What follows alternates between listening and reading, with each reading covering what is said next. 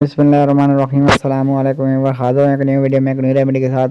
आज की वीडियो में मैं बताऊंगा कि अपने काम को यकसुई से कैसे किया जाए।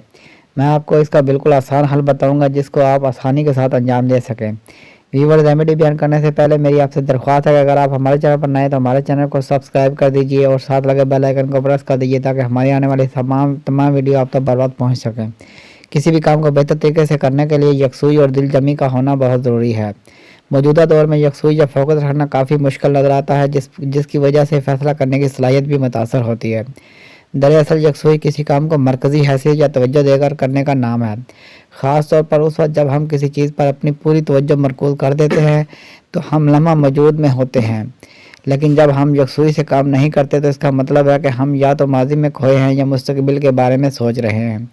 एक तहकीक के मुताबिक हम अपने काम के दौरानिए में से आधा वक्त गफलत में गुजार देते हैं, यानी हमारी तवज्जो और फोकस इस काम पर नहीं होता जो हम कर रहे होते हैं। ऐसे तालिब इल्मों को मालूम ही नहीं होता कि टीचर ने लेक्चर के आगाज़ में क्या बात कही थी, या कोई किताब पढ़ते हुए ये भी ज़हन में नहीं रहता कि पहले सफ़े पर क्या लिखा था।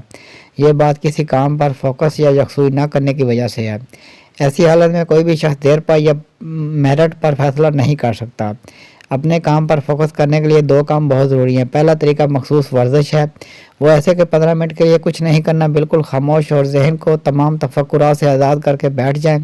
अगर कुछ ख्यालात आएँ भी तो उसे नज़रअंदाज करें, इनके बारे में भी ना सोचें, लेकिन दिमाग को हाज़िर रखें।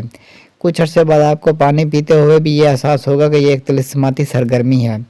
आपको एक ख़ास तब्दीली महसूस होगी।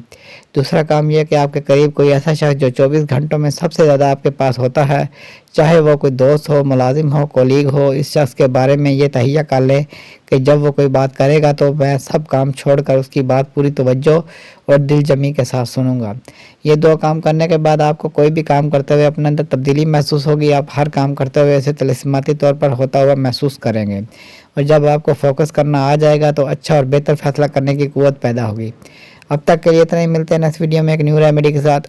वीडियो अच्छी लगे तो लाइक कीजिए, शेयर कीजिए और हमारे चैनल को सब्सक्राइब कर दीजिए और साथ लगे बेल आइकन को प्रेस कर दीजिए ताकि हर आने वाली वीडियो आप तक बर वक्त पहुँच सके। आपका बहुत